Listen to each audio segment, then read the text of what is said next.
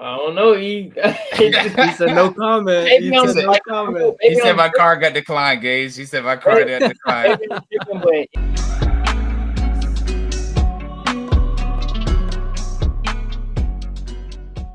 The pod is back. The pod is back. The pod is back. The pod is back.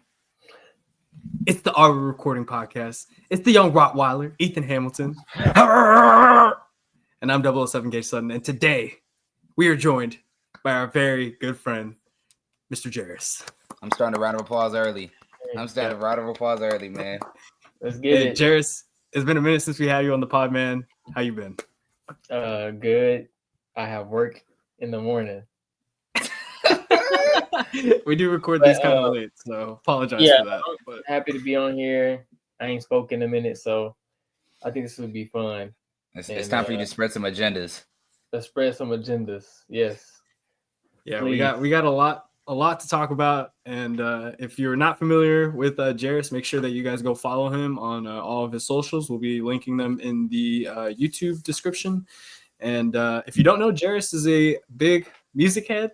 He comes from the same place me and E did for KTSW, alums, writing articles about music, all vinyl collectors, concert goers. We love all that shit. And something else we have in common is our love for Tyler, the Creator, Jarris. So with that being said, it's time for us to finally break down Chromakopia. But E, I see you have something to say before we get to it. Before we get into this review, remember to like and subscribe to the YouTube channel in this video. Any interaction you do have with this video goes a long way, and we really, really appreciate it. It goes towards all of our hopes and dreams. Mine, when it comes to funding the escort industry, these likes get me closer and closer to living my dream. No, but all jokes aside, thank you guys for supporting us. Follow us on Instagram at AWR Podcast. All of our links are going to be in the description. And if you're not trying to hear us talk about the Tyler album, I don't know why you wouldn't, but the good thing is we're going to have timestamps in the description down below. So you'll be able to jump through the episode while we talk about the Grammy nominations, the WNBA draft reactions, and a whole bunch of other stuff. So, Gage, take it away. All right, man. With that being said, Tyler, the Creator, dropped his long-awaited album, Chromakopia, a couple weeks ago. We're late on this, but I think this is actually a good thing because it allowed us to sit with the album for a little while, let it sink in, absorb it, all of that good stuff. And Jarris, I see you already have it on vinyl and on CD. So I'm going to let you open the conversation for it, man. How did you feel about Chromakopia as a whole and just Tyler's artistic vision for this one? Can you hear me? Yeah. Mic check. 1 2 1 2. We got loud and clear. Yeah, I think it was with the rollout. I think it was. I don't know. I can't put it above Call Me If You Get Lost rollout or Igor's rollout. I think Igor was his best rollout for an album. I do like that he did this he dropped it on a Monday morning. So that gave me something to look forward to in terms of listening to music on my way to work. But with this rollout, I mean, I think it was pretty good. I do love the take your mask off concept and then the marching.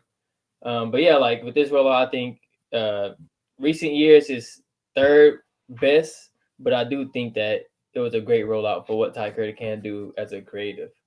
In terms of the album, favorite songs is Take Your Mask Off. Obviously, everyone loves Like Him. That's my favorite one right now. Judge Judy, and then what's it called? I can't think of the name. Which track? Give me some. Jesus Christ, what is it? I can't think. Raza, I Killed You, Darling I. Nope. I Hope You Find Your. Yes, I hope you find your way home. Yes. But like I said, I think in terms of rollout is third best. I put this album above Call Me If You Get Lost, but not above Igor. I think Igor is his best album. That's saying something too. I know. But I think on a personal level, Igor came out when I just graduated high school, so it felt as like a transition album. Like I was becoming like from high school to going on my own in college, so the album was with me a lot. That's more like on a personal level. But I do think Igor is his best album musically. But that's just how I feel. But Chromakopia is great. I think he's only made himself stand out more as an artist, and people are really taking notice of him with his artistry.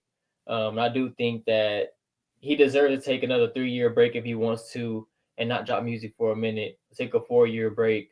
But yeah, it was a great album. I enjoyed it a lot.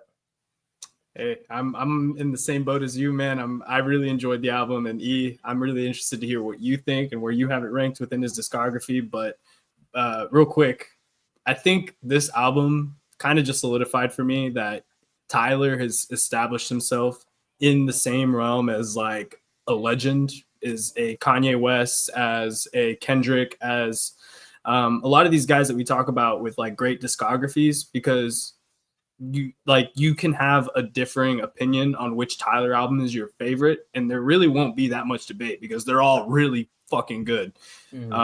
So like you saying you still like Igor over Chromakopia, I'm not mad at it because Igor is still great, is a great album. I will say I like Chromakopia more than I enjoyed Igor, but that just goes to show how much Tyler can speak to people in different ways in the albums, and just how everyone perceives it differently. So yeah, I'm interested to see what your take is. For the album itself, I really enjoyed it. It's definitely in my top 2 albums of the year. I know it probably missed the Grammy cut as far as being an album of the year for this go around, only because it came, like I said, like 3 weeks ago, whenever the cutoff date was for the Grammys. But I think this is the first Tyler album, and I hope it's not interpreted in the bad way. Like, he's very, very introspective on this album. I don't know if he's taken as much accountability as I would like from Tyler in his lyrics as far as like certain behaviors, but I did enjoy it a lot. Like just himself talking about like the storytelling aspect of this album from Judge Judy, from I Killed You to Judge Judy, Hey Jane, those 3-track run from 5 to 7 is really, really, really good. I really appreciated just like the overall rollout of the album. I know Jarris, you spoke about this, but like, dog, the rollout was dope. He had the truck go everywhere in the United States. I got the chance to see it over here in Dallas. It was amazing. Even to him playing into the whole dropping every 2 years. Spoiler alert, I think this next album, I know it might be unfair to say since he just dropped this great body of work, but we're not going to get another Tyler album for a very, very long time. So I hope people sit with this, because that 2-year thing, I think is very much going to end after this. I think it's very much going to end after this. But it's been a great stretch. I've really, really liked this album. My favorite tracks, it's hard for me to put together a 3, but I'm going to give it to you. Like Him, Jarris, brother, that song is great. Yes. And every single compilation I see on TikTok with other different mediums and other different platforms just not infuses it, but just like pushes it forward to how much I love that song. I love Sticky. I love it. I love it. I love it. And then for me, it's a toss up for Saint Chroma, Darling I, and Thought I Was Dead. My favorite part is just the Daniel Caesar vocals towards the middle of the track into kind of the explosion with the beat flips on the intro track. Love it. Darling I don't know if you guys heard this, but for me, I enjoy it a lot. Don't get it wrong. It sounds like a leftover off of Call Me If You Get Lost. I can agree. It sounds a lot like Sweet. I Thought You Could Dance. I Thought You Wanted to Dance. Like, it sounds a lot like, very similar, but it's so I can kind of tell that song. I might be wrong, but it was probably made during that era, and it was something like, oh, let me get back to it and let me see where it goes into that. But I Thought I Was Dead. Schoolboy's feature was great. Ain't this the song where correct me if I'm wrong, Thought I Was Dead was where he kind of took the flow or the cadence from Euphoria with Kendrick when he had that snippet. Oh, I loved it. I loved it even better with the in the flow of the whole track, because I think, Jarris, I sent it to you when he first dropped it like a couple of days before the album came out. I was like, bro, is it me or this sound like that second or third verse off of Euphoria? Yeah, you called it. It does a lot. I saw it mashed up on Twitter, and they like mashed the lyrics with the beat. I was like, oh wow. It was hard. It's crazy. I enjoyed the album a lot. I know you guys ranked it. Jarris, you said it was your second favorite Tyler album. Correct. Where you got the Gage for you? That's tough because I think my favorite Tyler album is still "Call Me If You Get Lost." I think that's I'm my right favorite. there with Tyler I'm right album. there with you because I think this album for me, you guys notice, the audience notice, I love love hip hop. And not saying this Tyler album isn't hip hop, but "Call Me If You Get Lost," him making the Gangsta Girls, him having DJ Drama, that was it for me. That I quote it loved all the time too. It's just we on a yacht. Yeah. We got our toes out. French vanilla ice cream. No, "Call Me If You Get Lost" is my favorite Tyler album. And I relate a lot to Jarris with you. Like, bro, when Igor came out, we was going into college, freshman year of college. It was that summer, and so that album resonates with me a lot. This probably got to go third for me. Definitely ahead of Wolf, Cherry Bomb, and I'm gonna sound like such a fake Tyler fan. What was the album like before Igor? The big one, the big one. No. It's on Flower Boy. Flower Boy, yes, Flower Boy. Sorry, the name just skipped me. Like I see the cover, but it probably sit at third, right above Flower Boy, above Flower Boy for me. But I love the album, I really did. Yeah. I mean, like I said, I think it's my second favorite. I do want to get my hands on some tickets. I got my hands on some merch already. The posters in the back. Where are my posters in the back already? Yeah. So, like I said, it's just hard to put Igor not number one, but I do think this is his second best album. I joined you in the club too of getting the vinyl. I've played it like twice already.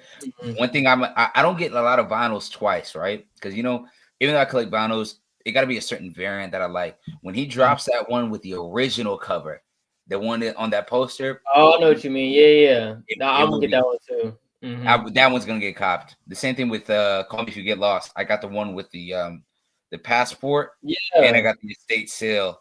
I got both of them. I did buy both. Nah, that is crazy. Hey, one of a kind guy, man. Oh, that nigga's a marketer. He definitely took our money in. He definitely got it. Run it, he said. Yeah. I also do like how he did the Converse concert with him on top of the whatever this box is, a little crate. Yeah, great. I think that's cool. Like stage presence is still there. I think he's still one of the best people in terms of performances. So I don't know. I think he only goes up from here, but I do agree with Ethan in terms of I don't think he drops for a minute, a hot minute. Yeah. I'm surprised. I will say, I'm surprised he didn't get a Kenny feature on this. Yeah, me too. I was actually kind of shocked about that as well. Kendrick or Kenny Mason? Brother, we talking about Kendrick Lamar. I don't know. Yeah, you make it sound like we shitting on Kenny Mason. We gonna make it sound like we shitting on Kenny. I love Kenny Mason, bro. I was gonna say, why can't he be featured on a Tyler song? No. I thought he was gonna get a Kendrick one. I thought we were gonna get a cool, a full Keem verse. We just got that ad lib. Bro, that shit is hilarious. Yeah. And then even on the vinyl, we got a Playboy Cardi verse on what song was it? I think it was on Darling I, if I'm not tripping. It is Darling I, yeah. On a vinyl verse, we get a Darling I, and there's another separate track, like a 10-minute track too. Isn't there an extra verse for Like Him, or am I tripping? No, there's an extra verse on one of the songs. I think it's Like Him or it's Annoyed. Okay. Hey, I forgot about Paranoid. Oh man, Annoyed is all right. Oh my god, that sample is insane. It is crazy. One of the songs that I'm surprised y'all haven't talked about, I don't know, this one just kind of hit me emotionally, was Tomorrow.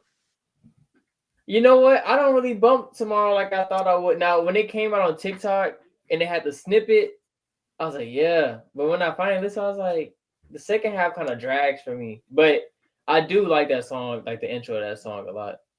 Yeah, I definitely think like it's not something that you're going to be bumping in the whip, like listening to all the time, but it definitely like gets you in your introspective, thinking about life, thinking about time. And I don't know. I was kind of mad at Tyler for that. I was like, I don't need this right now, but but it was a great project, man. But it was great. Tyler. Yeah, he killed it. Yeah, especially with this project. Like I think when it comes to just the selection of songs in terms of one song got the other. I think he had great selection. I do think with Take Your Mask Off and then going into Tomorrow is a bit of a like a because Take Your Mask Off is kind of like more upbeat, and then you got Tomorrow right after. But again, I think he did a great job all around with this album.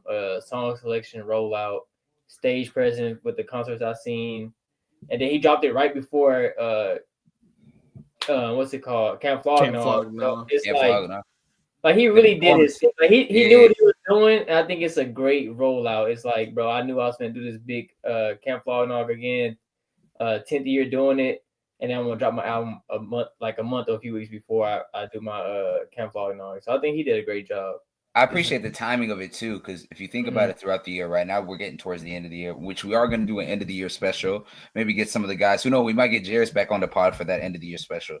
But what I was going to say is like hip hop throughout the year. If you think about it, right, that first half of the year, none of the big stars we got rumors of certain things coming here and there.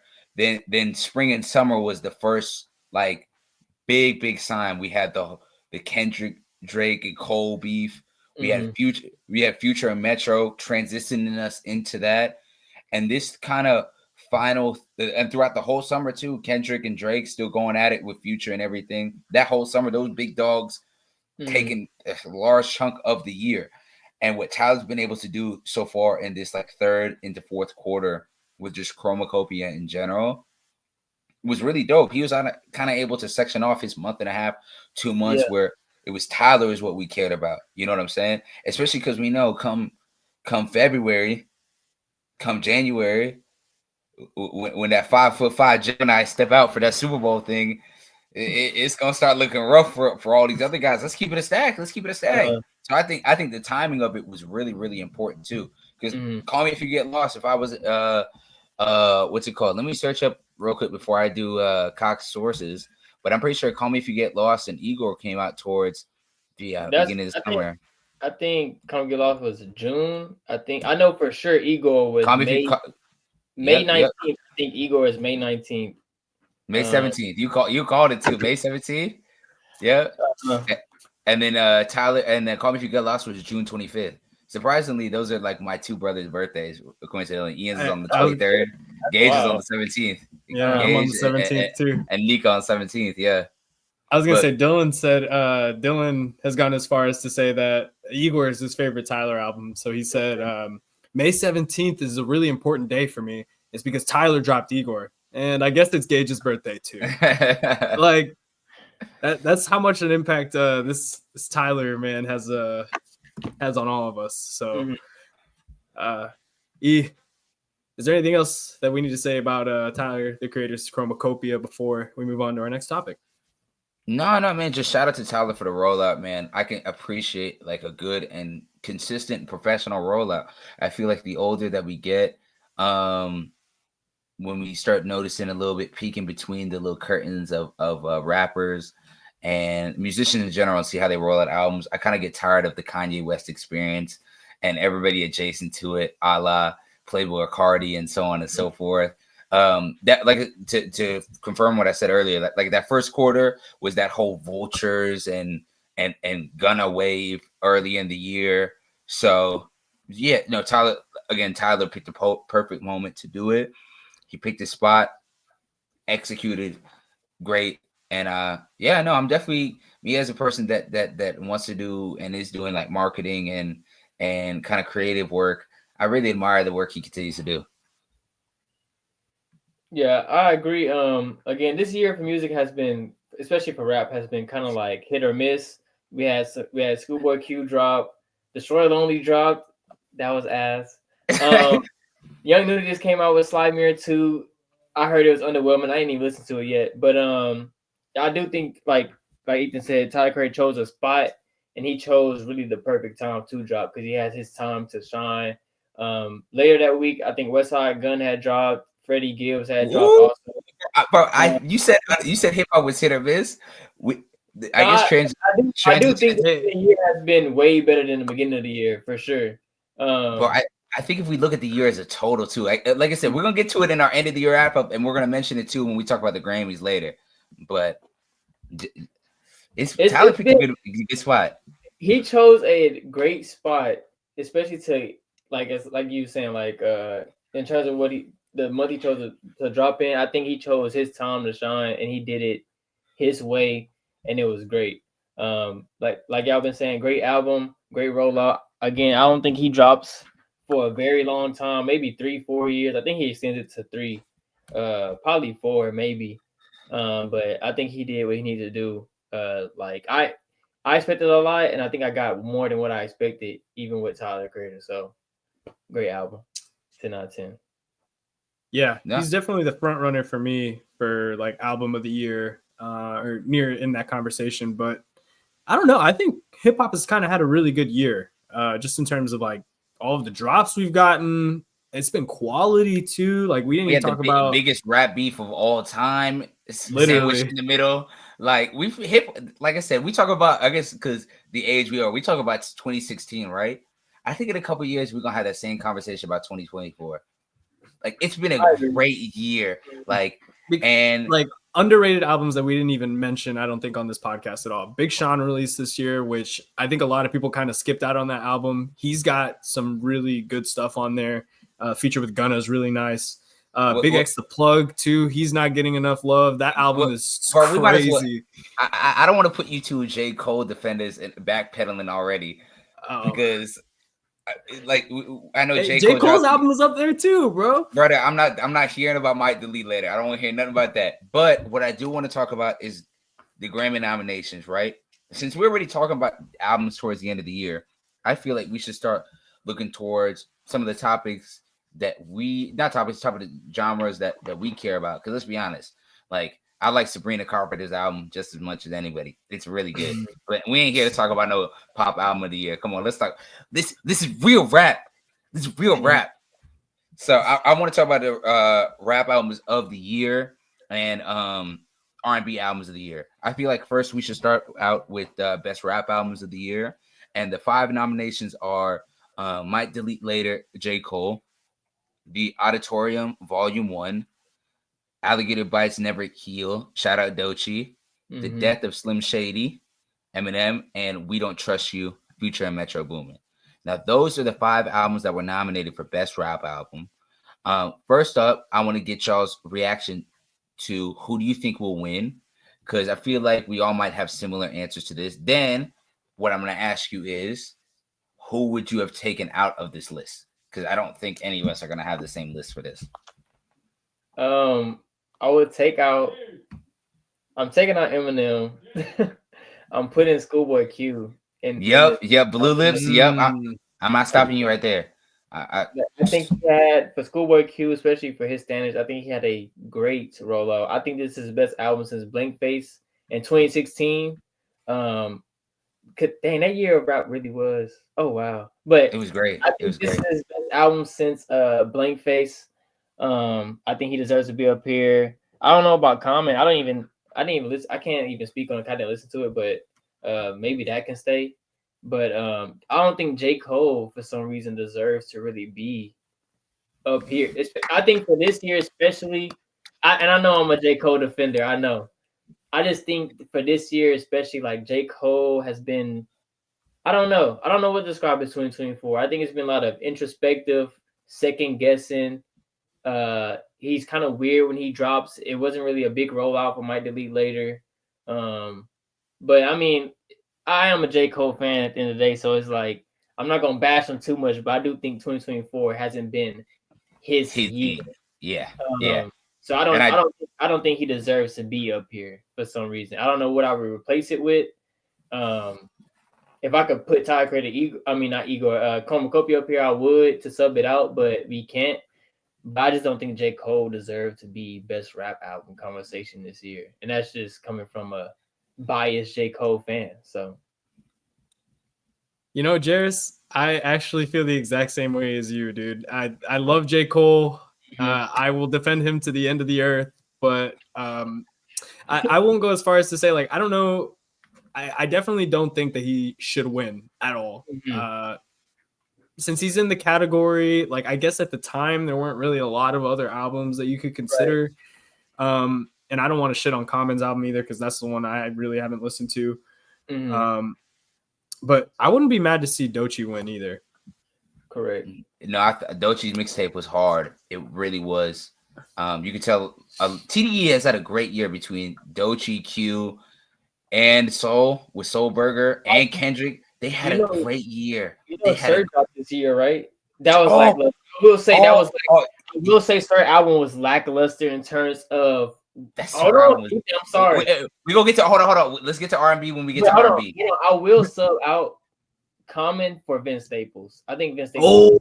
I totally forgot about Vince. Yeah. Yep. I really forgot about it, because his rollout wasn't that grand, but I do think sound-wise, this is probably the best Vince Staples I heard since his subtitle album, Vince Staples. I think that's 2021.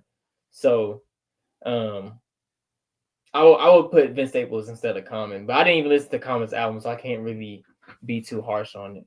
I agree with y'all on the Common thing. I didn't listen to Common's album like that. So I'm gonna take it. I'm gonna take him completely out. I'm gonna redo the whole list.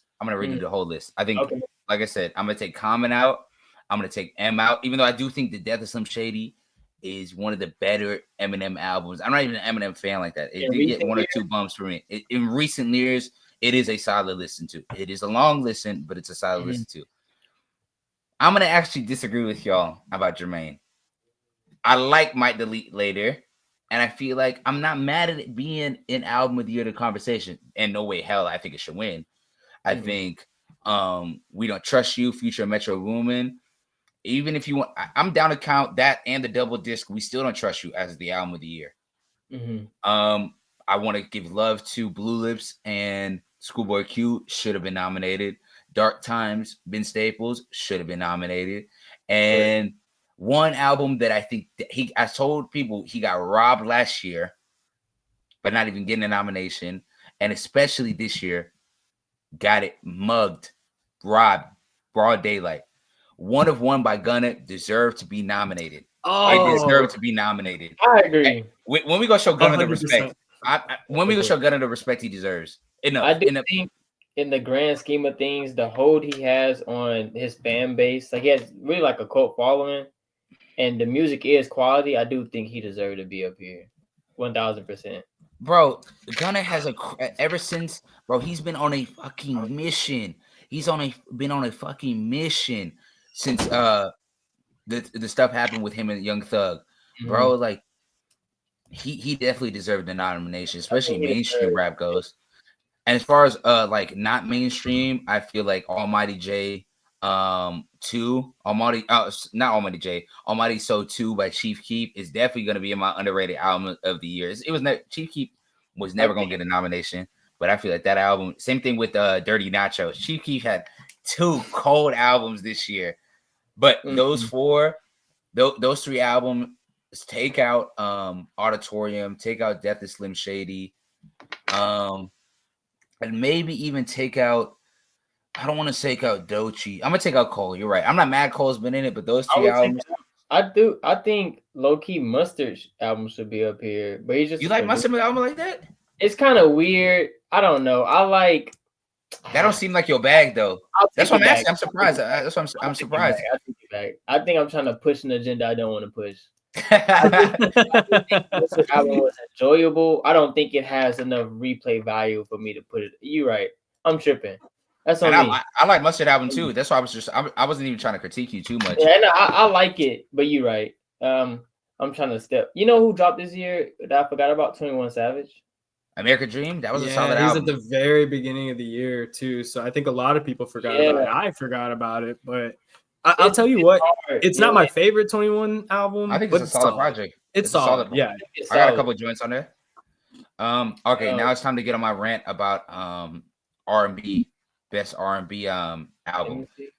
I want to preface this with, I'm very happy that No Worries got a Grammy nomination for best progressive R&B album. Anderson .Paak, Knowledge, I'm Stuck. They got nominated, and I'm so happy. They got nominated. Why is it just in R&B albums though? I don't know. They kind of split it up like that because they got Gambino on best progressive R&B, and don't get me started about that Gambino album. Do not get me started. What do you mean? I don't want to take. I love to hate. I will say. It I pains will, me. I will say. Dang, I don't want to say this. Should we save it for the end of the year when we get to the albums? It's hard not to talk about it when it's right there. I will say with that album, it didn't have enough replay value. I don't think he had a hard creative rollout like he usually does. I think since he dropped Awaken My Love, he's been kind of like on the spectrum where it's like maybe he should have stopped. Maybe he should have stopped at the Awaken My Love. Bro, the COVID album that he dropped, I loved it. I loved it. And honestly, it might be my favorite Gambino album. But okay, I loved it. This Gambino album, it feels like I get it, his last album. So I'm not trying to hark on it too much. And I'm appreciative of Childish Gambino's music. It feels like he squeezed all the juice out of the orange juice and got some of the seeds in the pulp in the juice, if that makes sense. It feels like he wrung out everything he had left in him to make this album. And there's some joints on there. Don't get me wrong. I really, really do love Lithonia, among other tracks. But also it's kind of all over the place. It's very all over the place. And when he misses bad. But that's not even my rant with the R&B albums. I also want to show some love to them giving Chris Brown 11-11. Chris Brown deserved some Grammy nominations. Indigo deserved to be nominated for a Grammy in 2019. Fucking love that album. 11-11 last year.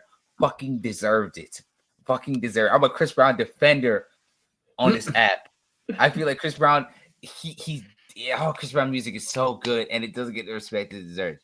Shout out to Lucky Day. Algorithm is really, really good. He was kind of on his Steve Lacy type alternative and he knocked it out the park.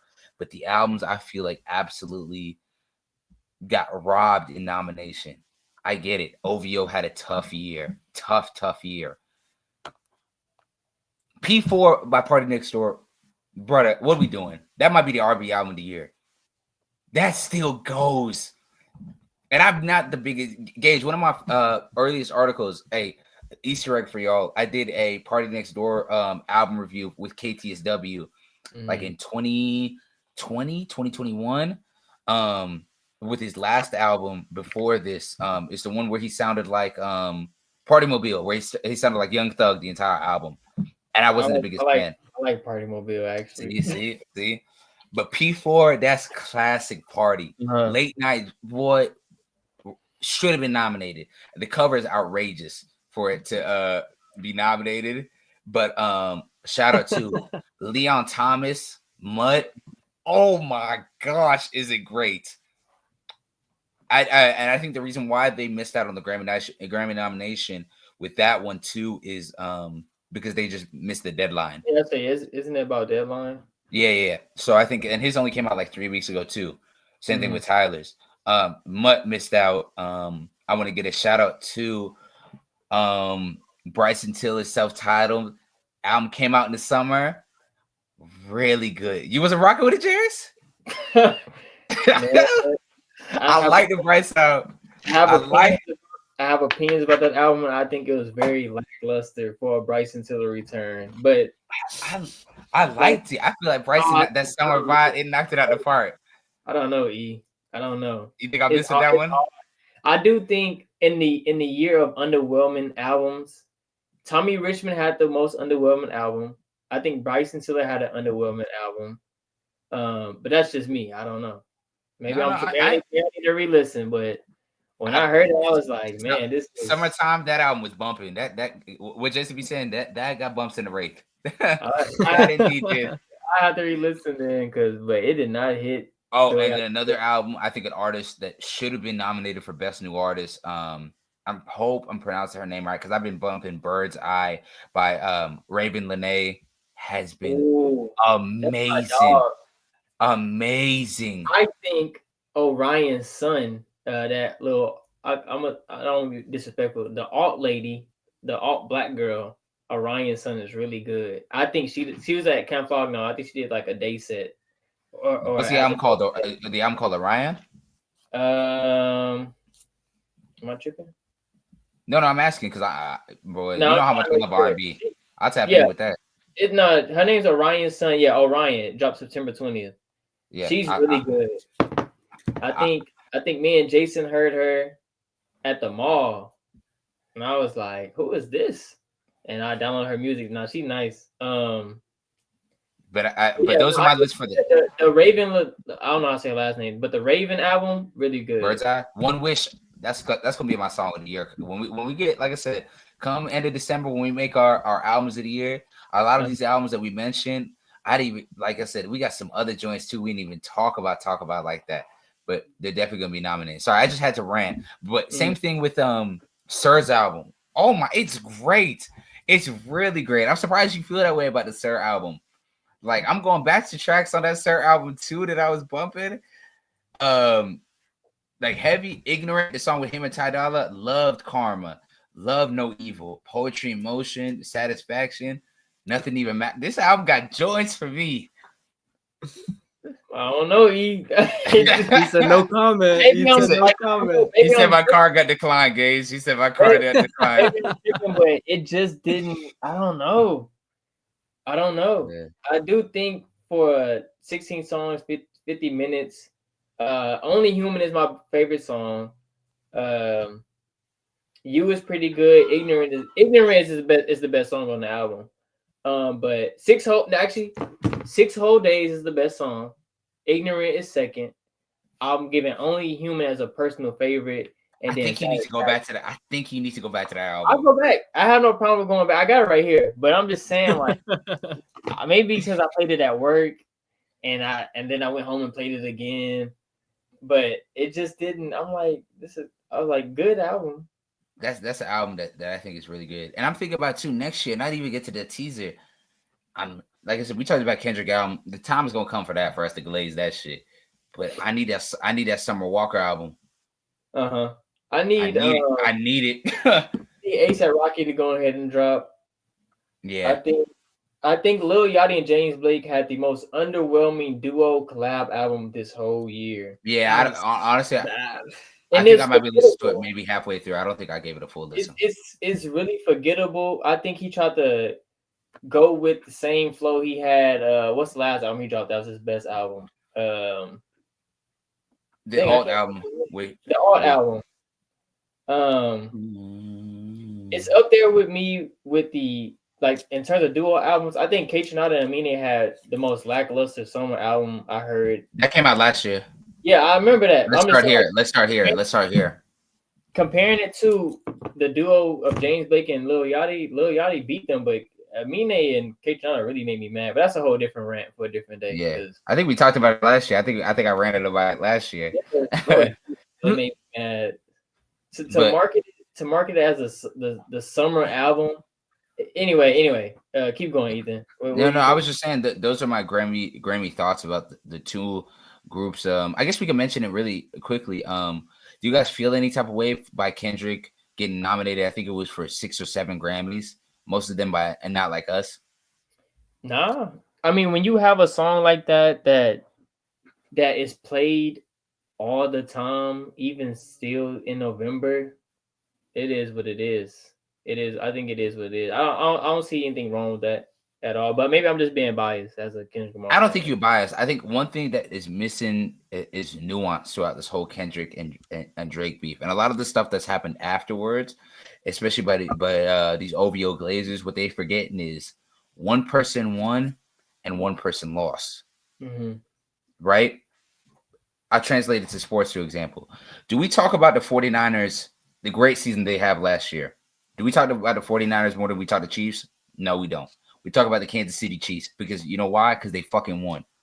The 2016 Cavs. Do we talk about the 73-9 Warriors? No, we don't talk about the 73-9 Warriors. We talk about the Cavs and Braun coming back 3-1, even though he wouldn't have if Draymond didn't get suspended. But that's fine. That's for another day. But we talk about the winners. We don't talk about the losers, right? Yes, Family Matters was great. Yes, I enjoyed push-ups. Yes, I enjoyed the beat on the Heart Part 6. But we don't care. To the winner, to the victor goes the spoils. Not Like Us is going to go down as the biggest rap beef song of all time. One of the biggest hip-hop songs of all time. That's what happens when you win the biggest rap beef of all time. the song gets nominated for 6, 7 fucking Grammys. What Drake say? Kendrick just opened his mouth. Somebody hand him a Grammy right now. Nigga spoke it into existence. You do it. He did it to himself. He did to himself. The funny thing is, Kendrick is going. I don't think Kendrick performs Not Like Us on the Grammys, right? Because I feel like he's saving that, especially for the Super Bowl. Super Bowl, yeah. I agree with that one. Kendrick's gonna be there. Not Like Us is gonna win at least 3 of those, at least. And it's tough. Chin up. Chin up. We'll be okay. And I don't get people too like, oh, the song is annoying. Dog, the song is played anywhere. If it's annoying for you, I can't even speak of it. But bro, it's one of the biggest songs of all time. What do you guys think is gonna happen? Like, I'm not mad at Kendrick winning it. If Drake ended up winning the beef, right? And Family Matters was played as much as Not Like Us, I would feel the exact same way. He won the beef. Of course, that's gonna get nominated for 7, 8 different Grammys. Duh. Mm-hmm. Especially it being a hit. Them talking about, well, Euphoria is not getting nominated. Dog. Like, what are we doing here? Even though it's Euphoria, not even the same thing. It's not even song. the same time. It's not even the same type of song, dog. Right. And maybe that's what Drake needed, was a Not Like Us. Maybe that's what he needed. Mm-hmm. But yeah, I'm in agreement. Like I said, to the victor goes the spoils. Of course, Not Like Us is gonna get nominated. Like, what? Duh. Mm-hmm. Duh. But Jarris, I know you have to go. Dog is helping the youth, so to say. So before you go, I feel like we need to break down your boy Jermaine, right? Which I think has been his best move since the beef, since his apology at Dreamville Fest.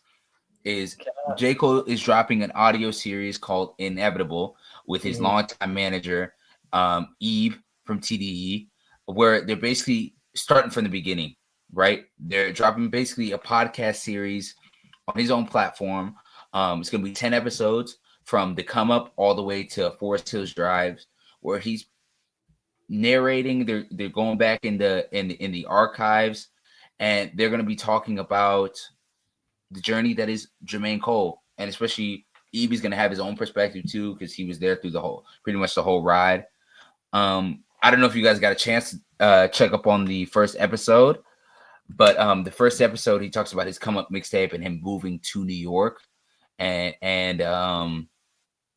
it was accompanied by the come up being dropped on all DSPs for the first time, because the come up and a lot of J. Cole's earlier mixtapes weren't on streaming services, more notably Friday Night Lights and the warm up, in which I think, because they're going to be talking about those as well, I think those might be finally getting a DSP release. As you two, as big J. Cole fans, how do you guys feel about Cole doing this kind of doing what Drake did with 100 gigs? You know how Drake dropped basically a bunch of behind the scenes footage from Nothing Was the Same, Take Care, so on and so far gone, all the way up to Her Loss and Certified Lover Boy and everything like that.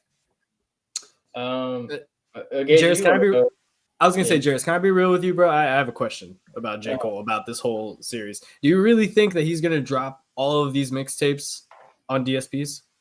I have a hard time believing he's gonna be able to clear all these samples. I think, yeah, like you say with the samples, I think it's gonna be difficult. Especially with the warm up. I think he samples I think Lauryn Hill. I don't know. I don't think he's gonna actually do it. The real ones already have it on their phone. But I mean, you know. I just think I do low-key think, especially with seeing this from J. Cole, I think that I think maybe he's doing fan service to see, like, do people still kind of mess with me? I think because at some part, when you see people on the internet bash you the whole time, or I don't know if he even cares, but I think that he sees what people are saying. So I think a small part of this is fan service, and the big part of it is what he really wants to do. But I do think him dropping these things, especially for his diehard fans, is more like, okay, let me see if people still rock with me on a music level and who I am level. But to answer your question, Gage, I do not think he's going to drop or be able to drop. He may want to. I don't think he's going to be able to drop, especially with sample clearing these mixtapes from SoundCloud or back in the day. You don't think so? I feel like it's genius. Like I'm not on the side of he's doing. Oh, look at Kendrick. He's making another one of his ops go back in the archive and try to convince fans why they liked him. No, I don't think that was the case. Right. I think this was probably the rollout he's going to do for the fall off. Yeah. I think so. If I had to guess it, right? Episode 2 just came out. Lights, please. Where he is talking about going to New York and being with Jay-Z and everything. But November 27th, episode 5 is Friday Night Lights. November 22nd, the next episode after this is the warm-up. I do think, who knows? I might be wrong. When this episode comes out, it'll probably come out on Sunday or Monday, if anything. The 22nd would have already passed. Who knows? I might have been right. I'll put a little edit on the screen if I was. But I feel like it's genius. Fine, it's been, was it 2009 when the warm-up came out, 2010 when Friday Night Lights came out? Like, what genius way than dropping those two on DSPs? And then at the end, when he's talking about Forest Hills Drive, December 12th, he gives us finally a release date for the fall off. I think it's genius, and I wouldn't be surprised at all if this was the plan before the whole Drake and Kendrick and Cole stuff happened in April and May. I agree. I think when you say genius, I think you do use the right word, because this would be an amazing build up to something, especially he's been teasing for a minute to fall off. I agree. What I really liked that first episode, some of the nuggets I found was he was talking about Kanye. You know me, anytime I talk about Kanye, I gotta jump right in it. Lock in. Yeah, like it. But he talked about how a lot of Kanye's weird and kind of quirky lyrics and lyricism inspired him a lot to write that into his own work, especially early on, and talk about how Through the Wire was one of the earliest songs that made him want to be a rapper. Also too, he talks about the whole dollar and a dream concept, how back then, nowadays a lot of people don't pass out CDs. I love CDs, but back then a lot of people didn't pass. They had to get put on, you had to pass out your CDs, right? And this whole thought process was like, if I give it to you this for free, you were going to take it, probably throw it away, and never listen to it.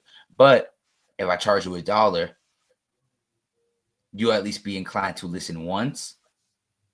And that's all I need. And if you listen once and you like it, you'll be able to come back and support my dream. I thought that was an absolute genius concept and contributes a lot to why I think J. Cole is successful with his fan base, is his relatability that he probably has even more than Drake and Kendrick is it with his fan base. And I was like, you know what? That was some dope BTS. Watching him and Eve talk about that concept in real time. Because, like I said, even like J. Cole's a marketing genius. Like I go back to even Revenge of the Dreamers, having everybody show up in Atlanta with the signs and posting on the stories and everything like that. To even now with what he's doing with this podcast, like, bro, real J. Cole fans is tapping in. Like I already know. I know Gage. Correct me if I'm wrong, but you haven't tapped in fully yet. But I wouldn't be surprised if you. I already know you're gonna tap into all these episodes. I already fucking know. I already know. And like I said, even though I have the reputation of being a J. Cole hater, this is hip hop history. I like this shit. I'm tapping in with this shit. So I think it's a genius move. Yeah, Jarris, you have anything to add on it? Because I'm pretty much in agreement. To go off what Ethan said, I rewatch the Revenge of the Dreamers, that documentary, every year. Because that shit is so crazy live to see behind. It's a moment, bro. Seeing them like wasn't that that's 2019? That's the summer before I went to college. I remember that. Yep. That is Ethan, I rewatch it every year, no joke. It is such a huge moment, especially for like people that listen to music all the time. It's like, wow, I get to see behind the scenes, especially seeing like Saba, Samino, just all the people who, Jid. Yeah, the video of them recording Costa Rica together, or not Costa Rica. It was excuse me, sir. Yes. Why, yes. Oh. Wells Fargo. Yep. Wells Fargo. It'll be on Buddy. I was shocked to see a Young Nudie and J. Cole song together. Like it was such a moment. But I do agree. Like when you say genius, you really take the words right out of my mouth, because he is crazy when it comes to marketing. Like he knows how to grab people's attention. Some of his best marketing schemes I've seen was especially with Tidal when they was doing that. Was with For Your Eyes Only. when he released it on Tidal. And then like he had the little documentary. I think it's like an hour. That it came out like at 12 in the morning, and I was in the 10th grade, and I stayed up all night watching it over and over again. So I do think he knows how to relate to his viewers and his listeners. And you said everything basically I would have said about I J. know Cole. who'd have thought I gave J. Cole credit where credit is due, Yeah, huh? Not me. Not me. This is actually One thing. This is a little selfish of me. I do want him to talk about what happened between him and Jay-Z and Rockefeller. I do too. I know we're never gonna get it. I know that's some behind the scenes. Open your third eye. If you know, you know what happened between them. But I do want it. I do want it. Maybe one day we get it. I don't know if they're gonna be that drop the T like the girlies drop the T in this episode, in one of these episodes, because this kind of stops around Forest Hills Drive, and you two can tell me better than what I know. Around what time did I want to say he stopped fucking with Jay-Z, but when did him and Jay-Z kind of it's before. I think it's right after Born Center, or maybe I was gonna before. say. I think it's after Born Center. I think he does mention Jay-Z and Born Center, but I think it was more so on the front of like he gave me a chance and opportunity. Yeah, bro, he moved to New York on some like he was the official Jay-Z protege. Mm-hmm. Yeah, I think it's after Born Center. But like I don't know specifically like when it happened. But I know for sure. I think it's during the Born Center era when they had their little fallout. Yeah, one day we're gonna get that. But Jarris, you stayed longer than expected, and I appreciate it. I feel like we had a great time. We high-key smoked that. We had a good little vibe. Caught a good little vibe. Appreciate you hopping on, my guy. For the audience, come on, follow Jarris in the description down below, man. He loves talking music. He has his links to his articles that he writes. Even his photography page. He's a dope ass content creator. Yeah, dope ass. One of the good ones, huh? One of the good ones. I do what I can, but on a serious note, I really do appreciate y'all. This has been kind of happening. We've been trying to do this for like a week, but I've been busy with these bad kids. But I do thank y'all being patient with me and with my schedule. I'm gonna be right back at it tomorrow, but then I get a week-long break away from the school, so maybe we could do something else. I do want to be a part of the end of the year discussion, but again, like I really do appreciate being here and able to talk some music because I haven't talked music in a minute. So, man, plug your stuff too. Plug your Instagram. We're gonna have it in the description below. Instagram is j.jones. Photography page is shot by J. And then YouTube channel. I don't really use it no more, but Sage Mode JJ on YouTube. We got some classic Call of Duty and Rainbow Six streams out there. We got classic. Some Call of Duty streams, some Rainbow streams. I streamed Sparking Zero when it first came out, and then I got some Last of Us, Little Nightmare, stuff like that. But I'll probably start back streaming more soon. But that's I've been because I just got BL6 too. We got to get on that Siege. That's what I'll play Siege again. I mean, ranked is kind of slow, but I think I rock with it because you do gotta listen. But in about 5 years, we gonna talk about like the infamous when the infamous night when me and Devin was fought over Rainbow Six Siege. That's a whole. We was like I pride myself on being level-headed. That's not one of my proudest moments, man. One day we gonna get into the ball. We get Dev on the pod to talk about me and him tweaking over Siege. That's one of the dumbest things we ever done, boy. But Jarris, appreciate my boy joining. Make sure you check his description. All right. Thank you again to Jarris for joining the pod. We really appreciate his time. We got some really, really great conversation in all about hip hop. So let's get right into our next segment, Ian. It's our favorite segment of the podcast. Put you on. Yep. It's been a long time coming. It's been like about a month or so, 3 weeks to a month. We had Alex on when we last did Put You On. But we definitely got some stuff in the tuck for y'all that we want to put you on to. First up, I think we should start with music. Because I know we've been in the music theme so far this episode. I really want to talk about the Freddie Gibbs album, You Only Live Once. Or not You Only Live Once. How am I already butchering it? And I love the album. You Only Die Once by Freddie Gibbs. Love it. another Freddie Gibbs solo project. And it's great, man. I made a TikTok or two about it. Shout out Freddie Gibbs for retweeting it. But Gibbs is quietly putting together one of the best hip hop discographies, from his solo tapes, Triple S, Freddie, to now with his collab albums too, both the Madlibs joints, Alfredo with Alchemist. He's got Montana probably coming in the next 18 months, and now You Only Live Twice, which is the sequel to You Only Live One. You Only Die Once. I loved it. I love the album. I really do. If you like that, like I said, Freddie Gibbs, that his rapid side. I know his voice is not made for everybody, but Gibbs is one of them ones when it comes to putting the pen to pad. My favorite tracks got to be Wolverine and Anniversary. All right, I love it. Well, I think if we're staying with the subgenre of hip hop that is scaring the hoes, I am gonna go with "I Lay Down My Life for You" by JPEG Mafia, which came out a couple weeks ago, I believe. No, it came out at the beginning of August, so I'm a little bit late on it. But yeah, I've been bumping this JPEG Mafia album. Usually, I'm a little weirded out by some of the industrial production that he has, but I think it works for a lot of the tracks. And some of my favorites are "It's Dark and Hell is Hot," "Either On or Off the Drugs," and then JPEG Ultra with Denzel Curry, because Denzel, anytime he gets on a track, he's spitting. So "I Lay Down My Life for You" by JPEG Mafia is my recommendation for this week. Gotcha. Let's transition to a different medium in TVs and movies. For my TV, part 3 should be coming out very soon, but Arcane season 2 has been flawless so far. It's the final season. They're doing 3 different arcs in this final season, so it's going to finish, I think, 9 episodes.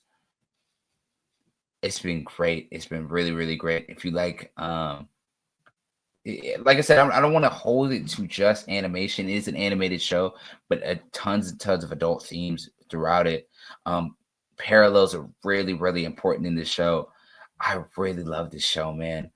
It's been 3 years since season 1 came out, and I know they had season 2 leak earlier in the year, but to have them do this rollout, Arcane season 2, Act 3, the story's coming to an end. I love it. That's why I put you on for the week as far as TV goes. Nice. Yeah, I've heard a lot of great things about Arcane, and you would love it. You would love it. I'm not even a person that plays League of Legends or has any interest in playing League of Legends. But I tell you what, though, I hope this is not the last we get of this universe. Hopefully, they are able to get more funding and more just backing in general to maybe take another shot at another League of Legends story. But Arcane is flawless. Awesome. Well, you've convinced me. I'm definitely going to check it out now that it's done with the second season too on Netflix. And funny enough, my show is also from Netflix, and I watched the first season, and I gotta start this off by saying I kind of like, it's my guilty pleasure. I love reality TV and competition TV, and Netflix just did season 2 of Rhythm and Flow. So sticking with the hip hop content, it's just basically American Idol if they were rappers, and it's kind of cool. They got Ludacris, Lotto, and DJ Khaled, and then a bunch of other special guests to come out and judge. So if you're into the reality TV competition stuff and you like the hip hop stuff, and then this is the perfect clash of two worlds. Yeah. Honestly, we smoked to put you on for this week. Smoked it. And I know been talking about a lot of music, so we gotta hit them with some sports, some foot and ball, some basket and ball. Of course. And the sports topic I want to talk this week is my hometown WNBA team, the Dallas Wings, get the number 1 overall pick in this year's WNBA draft. And why this is so important is because I know this past year we've been taken over by the Caitlin Clark Storm and this new wave of WNBA players that are coming through. But one of the biggest, and I think an equally big of star with potential, Paige Beckers, is more than likely going to be coming out. And it's almost all but confirmed she's going to be playing for the Dallas Wings. And as a fan of the Dallas Wings, I'm excited. because Enrique has been needing some help from anybody for a long time. Satu Salabi has been great. Same with a lot of the other women on the team, but Paige Beckers is a superstar. Gage, you know this as a person that watches women's basketball. I just don't know if it's the right fit, and the reason why I say is because they took a big step forward this year in marketing and viewership with Caitlin Clark coming in, them having the Las Vegas Aces, the New York Liberty finally getting their first WNBA championship. Same thing with Angel Reese and the up and coming Chicago Sky and the LA Sparks. A lot of people were upset about maybe the WNBA should have stepped in and pulled a David Stern and maybe kind of strong arm those ping pong balls to get Paige Beckers to the LA Sparks, because that's a big market team. And in the WNBA, the Dallas Wings is not a big market team. Right, Enrique is her own star, and a lot of people feel like she should get the chance to build her own team. And Enrique is not complaining about maybe getting Paige. She's ecstatic, tweeting "thank goodness" or "I'm so happy," something along those lines. But how do you feel about Paige probably going to the Wings? And did they make a mistake maybe not sending her to a team like the Golden State Valkyries or the LA Sparks? First off, I think Paige Beckers is, like you said, equally as like impactful to the game of women's basketball as Angel Reese and Caitlin Clark could be, because she is a certified bucket. Just go and watch her UConn highlights. She's cold. She's cold as fuck. So the thing for me is, I get what you're saying about the difference in a small market in the WNBA and a large market. But I think with just the way that the league itself is growing, I don't think that Paige going to Dallas really matters, because, I mean, you've got Caitlin in Indiana. That's not a huge market. So I think you can kind of work with that. As long as she's coming in and she's competing and being the Paige Beckers that we know that she can be, we're going to get some really exciting women's hoops this year. And we should only see the ratings continue to go up. Dallas is going to get better. And who knows, maybe we're looking at a rivalry budding for the next 15 years in the WNBA. I know I'm talking both sides out of my mouth on this, right? Because I'm happy she went to the Wings. I'm like, there's no complaint from me. There's none from that. But I can get it from the perspective of, I'll play devil's advocate, right? As far as storylines and marketing goes, you have the two OG teams, the ones that run the league right now, the Las Vegas Aces and the New York Liberty, the old guard.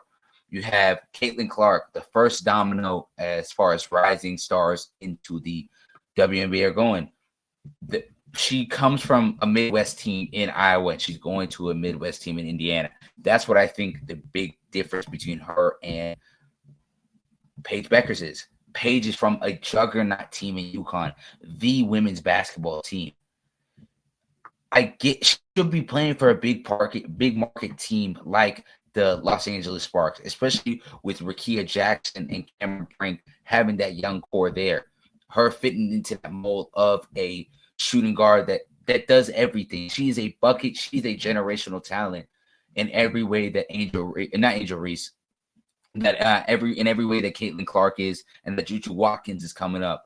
And I'm not even mad to them having the Golden State Valkyrie. That is a team that they need to start building up to be in the same running as the Indiana Fever, as the Chicago Sky, as all these younger teams, because that's a big market too in San Francisco and Oakland.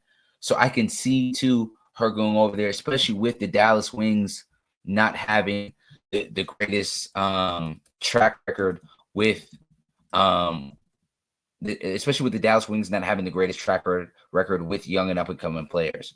Like, they haven't done the best job building with Enrique, and maybe having someone like Paige spread across the league and not teaming her up with Enrique would have been the best move. But hey, I'm not mad about it, but I get that perspective. No, at that point, I mean, you win the lottery and you get the number one pick. You got to take the best player. And even though Enrique, again, love her and everything that she does for your team. It's probably the best two. It's probably the best guard in the WNBA if we're keeping it a stack. Mm-hmm. Yeah. But I mean, at that point, like you have Paige Beckers, or you have the opportunity to see what Paige Beckers can do. You just can't say no to drafting her at number 1. Like even no, they're not gonna say they're not gonna say no. I don't think the Dallas are gonna say no. Yeah, they'd be crazy. Yeah, and I think all the rumors about her saying no to Dallas are also completely false. She's not going to pull an Eli Manning and say she's not going to play for Dallas. Yeah. I think it's exciting, bro, just in general for women's basketball, for the WNBA and the direction that the league is heading, regardless of where she goes. I think Dallas is getting a really, really good player. Paige and Enrique, if they build correctly, that's a scary two right there. Scary two. But I think that puts incredible pressure on the Dallas Wings. Like, dog, the WNBA is giving you a blessing in Paige Beckers. She's from that UConn blue blood. Cut from the same cloth that Maya Moore, Sue Bird, Brianna Stewart is cut from. You cannot fuck this up. You cannot. Not like how they fucked up Charlie Collier in 2021. They cannot fuck it up. Paige, because Paige is not gonna herself as a player. I think she's too not to fail. But as far as Dallas, right, your chance to be a big WNBA market, it's right here. If you can't do nothing with Paige, if in 2-3 years Paige is like, fuck this, I'm going to Phoenix, or fuck this, I'm going to LA. It's gonna be a very long time before the WNBA blesses you like this. I tell you what, so though, David Stern would have never let her go to Dallas. She was going to LA or she was going to Golden State. So I don't know. I guess only time will tell if this is a mistake or not. Yeah, for all the people who think the lottery is rigged, I don't know. I just think it's definitely rigged. It's the same reason I feel like it was a mistake for Zion to go to the Pelicans, and I'm being proven right every single day. Well, I guess it wasn't the wrong move to bring Wemby to the Spurs, but that's a different conversation. I guess we'll see. Time will tell. Time will tell. But Ethan, I think this was a great episode of another successful podcast, man. And what don't we do great? We got the podcast booming. We got NFL picks booming, which we just dropped an episode this week. So watch it before this Sunday or watch it after. Why not? Tap in. It's just some ball knowledge. But thank you, Gage, for doing this with me. And I always love doing this. I know we say this every week, but we start the show a lot with hate, and we got to end it with love at least. Yeah, we joke around, we throw jabs at each other, but at the end of the day, we spread the message of love and a lot of negativity. But hey, it all comes back in the form of love, man. So again, if y'all like this episode and y'all appreciate the content we're making, we really would appreciate the subscribe button, hitting the subscribe button, hitting the like button, sharing this with people, your mom, your dad, your brother, your brother's lover, your mom's lover, whoever. Share it with somebody, because we're trying to grow the AWR Nation loud and proud. Thank you. Freddie Gibbs is already a part of it, so Freddie Gibbs is. You want to be a part of 17 that Gibbs is on, right? All right, then. That's what I thought. Yeah. Well, thank you guys for watching. You already know who it is. Young Rottweiler, Ethan Hamilton, 007, my partner in crime, Gage Sutton. It's been another episode of our recording. Thank you guys for watching. Thank y'all. Peace.